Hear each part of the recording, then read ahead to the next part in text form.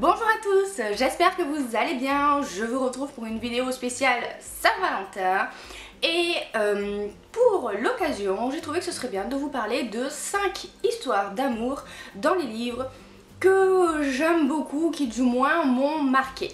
Alors il y en a pour tous les goûts et j'ai essayé de prendre des histoires d'amour qui sont assez différentes les unes les autres selon ce que vous préférez. On commence avec un incontournable pour moi, genre si vous aimez l'histoire d'amour, si vous aimez les romances, mais il faut absolument le lire parce que c'est une référence, c'est un classique, c'est tout ce que vous voulez. Il s'agit bien sûr de Orgueil et Préjugés de Jane Austen, que j'ai en deux versions. J'ai la version poche qui date un petit peu, qui est un petit peu abîmée parce que bon bah forcément je l'ai beaucoup lu, et j'ai également cette sublime édition qui fait partie de l'une des premières éditions, c'est pas la vraie hein, c'est une réédition des premières éditions de Orgueil et Préjugés en VO, avec à l'intérieur, je vais essayer de vous en trouver mais à chaque fois je tombe pas dessus, voilà, avec à l'intérieur des illustrations de l'époque. Et voilà, pourquoi est-ce qu'il faut lire Orgueil et Préjugés si ce n'est pas déjà fait? Eh bien tout simplement parce que c'est génial hein. Non, plus pour le côté très romantique de l'histoire. Je pense que quand on est quelqu'un qui aime les histoires d'amour, Orgueil et Préjugés fait vraiment partie de ces histoires qui nous marquent, qui nous touchent. Je sais que c'est un classique et que beaucoup, de par les souvenirs qu'ils en ont de leur scolarité, ont des petites réticences à lire des classiques.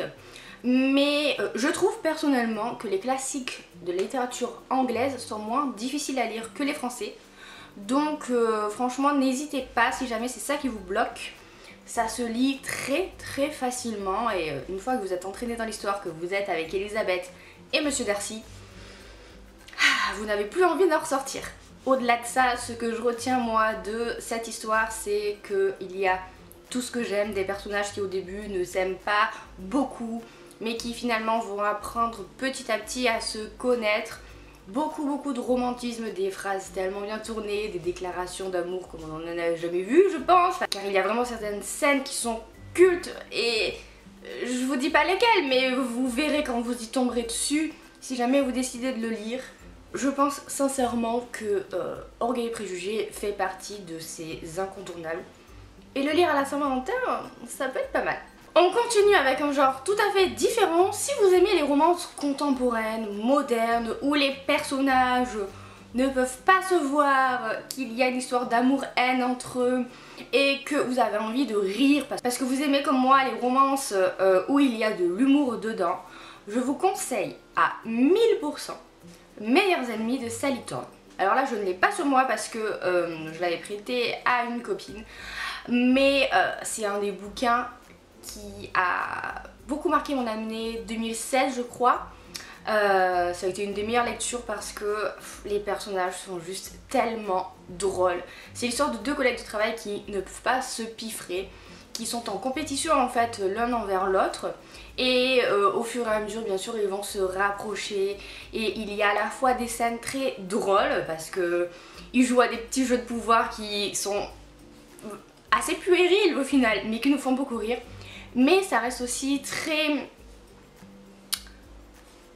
ouais, je veux dire encore romantique, dans le sens où ensuite quand la relation entre les deux évolue, qu'ils commencent à se connaître un petit peu mieux, c'est très mignon. Voilà, et en plus cette romance est rééditée en poche. Elle est sortie en poche là ces derniers jours. Donc vraiment vous n'avez plus aucune excuse pour vous ruer dessus. C'est une super histoire. Et au passage, je tiens à vous signaler d'ailleurs qu'il y a en ce moment sur le forum Boulevard des Passions un concours pour gagner 2 exemplaires poche de ce roman, c'est jusqu'à dimanche. Donc voilà, encore une raison de plus pour le lire.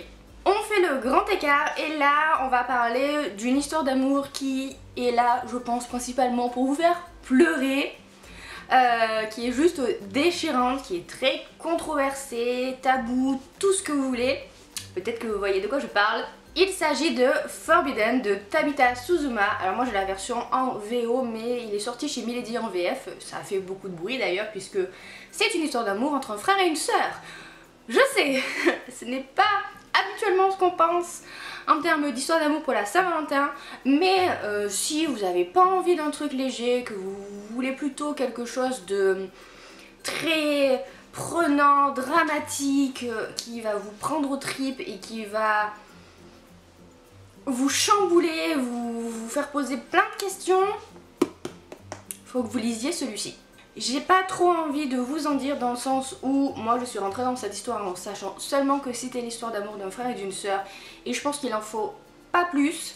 Il vaut mieux être averti, hein. C'est pour ça que, voilà, on le précise quand même que ça parle, certains diront d'inceste, moi je suis pas totalement d'accord avec ça, mais bref, il faut vraiment lire cette histoire pour le comprendre. En tout cas, ça reste une des histoires d'amour les plus marquantes que j'ai lues, dans le sens où ça a complètement chamboulé mes principes, ma manière de voir l'amour, ça m'a fait beaucoup réfléchir et rien que pour ça, il mérite d'être lu. On passe maintenant à une histoire d'amour un peu plus...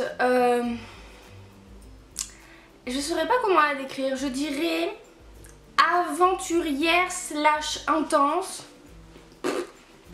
Catégorie pourrie, mais bon bref. Il s'agit de L'infini puissant d'Amy Harmon. Je vous en parle parce que c'est comme pour Meilleurs ennemis, je trouve que c'est un bouquin excellent, qui n'a pas du tout eu le succès ou du moins la renommée qu'il mérite. Et j'adore cette histoire d'amour. Je la trouve géniale. C'est en fait une sorte de revisite, mais très lointaine, de Bonnie and Clyde. On va y suivre Finn et Bonnie, qui sont deux personnes qui ne se connaissaient pas en premier abord. Finn va tomber sur Bonnie alors qu'elle prévoit de faire quelque chose qui n'est pas très bien pour elle, je vais dire ça comme ça. En fait, Bonnie est une superstar de la musique et elle n'arrive pas du tout à gérer ça. Et Finn, lui, est un... je vais pas dire criminel en cavale, mais pas loin. Enfin bref, c'est pas quelqu'un qui a vraiment réussi dans la vie. Et il va l'embarquer avec lui dans un road trip à travers les États-Unis qui va se transformer en sorte de course-poursuite. Et ce qui est génial en fait dans cette histoire, c'est que ce sont deux personnages diamétralement opposés. Vraiment au niveau contraire. Là, on est quand même au top. Mais qui vont quand même parfaitement se comprendre parce qu'ils ont vécu chacun des choses assez difficiles et ils vont arriver à s'aider, à... Je sais pas comment expliquer cette histoire, mais elle est vraiment magnifique. Il y a énormément de citations qui m'ont plu dans ce roman. D'ailleurs, la preuve, hein, tout ça, ce sont des citations que j'avais marquées parce que j'avais adoré la plume de Amy Harmon dans ce bouquin-là. J'aime bien Nos Faces Cachées, qui est le plus connu de cet auteur, mais celui-ci vraiment pour moi est encore mieux, tout simplement parce que les personnages m'ont vraiment touchée en plein cœur. Et enfin, pour finir, une série qui a été un coup de cœur monumental et je pense que vous ne serez pas surpris si j'en parle, mais ça fait longtemps que j'en ai pas parlé sur la chaîne, il y a du nouveau en plus avec l'auteur, donc bon, je me suis dit que j'allais la placer là. Il s'agit de la série Insaisissable de Tahereh Mafi. Alors là, c'est le format poche français. Là, vous avez derrière moi les VO. Pourquoi cette histoire? Parce qu'on en parle de moins en moins, parce que ça commence à faire longtemps qu'elle est sortie, donc moi j'avais envie d'en reparler. Je dirais que si vous avez envie d'une lecture surprenante, d'une histoire d'amour pas comme les autres dans le sens où l'auteur ne prend pas du tout la direction qu'on s'imaginait au premier abord, c'est ça qu'il vous faut. Pour faire un très rapide résumé sans vous en dévoiler trop, c'est une romance young adulte sur fond de dystopie.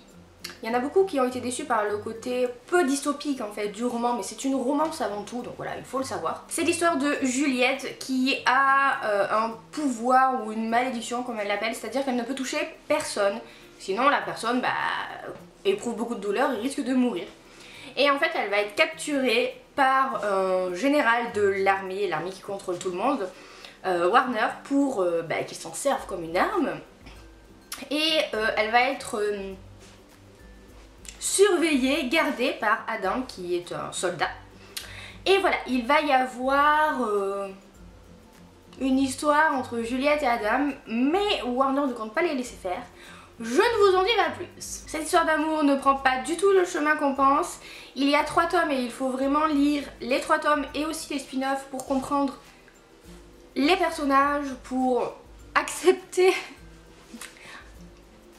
l'intrigue qui évolue de manière surprenante, je vous l'ai dit, et la plume de l'auteur est juste magnifique. On parlait de citations que j'aimais beaucoup avec l'Infini Plus 1. Ici, il y en a tellement que je ne les ai pas marquées parce que Taher Mafi a une très jolie plume qui m'a en tout cas beaucoup touchée.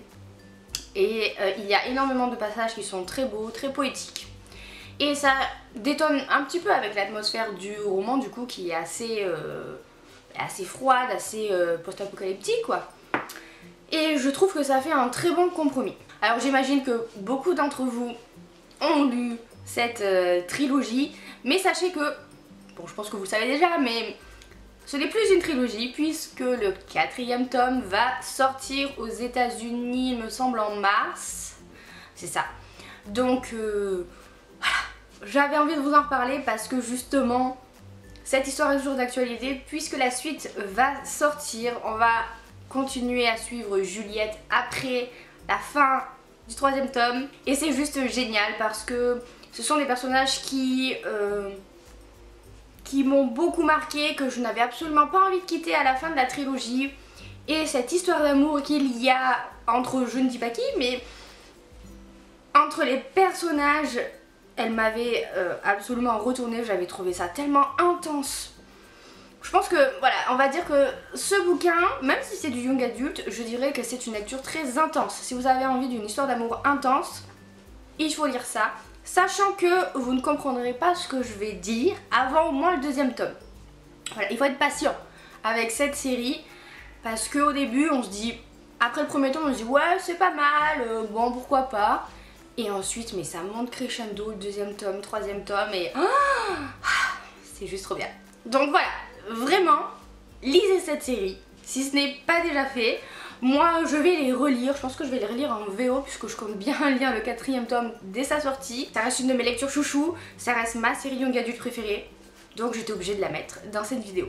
Et voilà, on en a terminé avec ces recommandations de lecture pour la Saint-Valentin. J'espère que ça vous a plu. Un dernier mot pour la fin, n'hésitez pas à me suivre sur les réseaux sociaux, je suis surtout très active sur Instagram, d'ailleurs c'est là que je vous ai parlé de cette idée de vidéo que vous avez été nombreux à approuver. Et sur ce, moi je vous laisse, je vous fais plein de bisous, je vous souhaite de passer une très bonne Saint-Valentin, accompagné dans tous les cas, soit de quelqu'un, soit de livres, donc dans tous les cas vous serez accompagné. Je vous souhaite de très bonnes lectures à venir et je vous fais plein de bisous.